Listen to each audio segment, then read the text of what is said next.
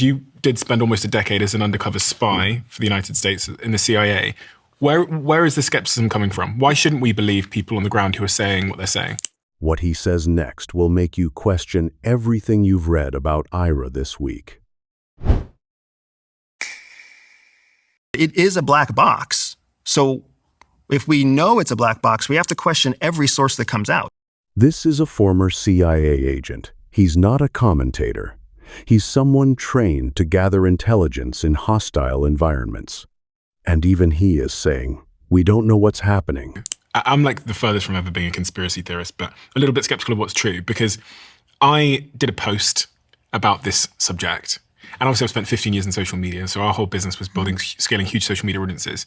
And what I received in my DMs was like I've never seen before. I've heard people talking about bots for decades. And most of the time, they're wrong. It's something else going on with the algorithm, or maybe something they don't like they saw, so they call it a bot.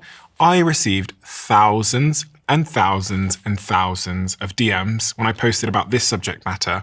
And some of those accounts, when you go on the page and you look at their posting history, their engagement, you look at certain patterns, which we've built tools before to kind of spot. Some of these accounts aren't real. And I said to my friends, I was like, what the fuck? I posted about this issue. And then I had thousands and thousands and thousands and thousands of these accounts DM me, encouraging me to post more about certain things. First time in my life ever I go, oh, that was definitely, it was so atypical. An influence operation. Think about what just happened. The host of one of the world's biggest podcasts, someone who has been building platforms for 15 years, was almost manipulated by a bot operation in real time on his own cell phone. If it almost worked on him, what is it doing to you? What we're seeing a lot of right now with Iran is called circular reporting.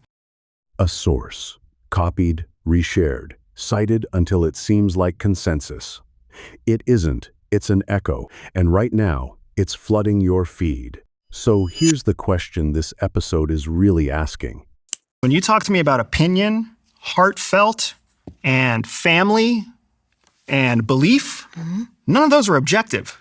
In a black box conflict where bots target influencers and circular reporting passes for journalism, how do you form a real opinion? The CIA spy's answer is uncomfortable. Find sources that disagree with each other. Only trust what both sides confirm. Most people won't do that. It's easier to believe what seems right. And that's exactly what they're saying.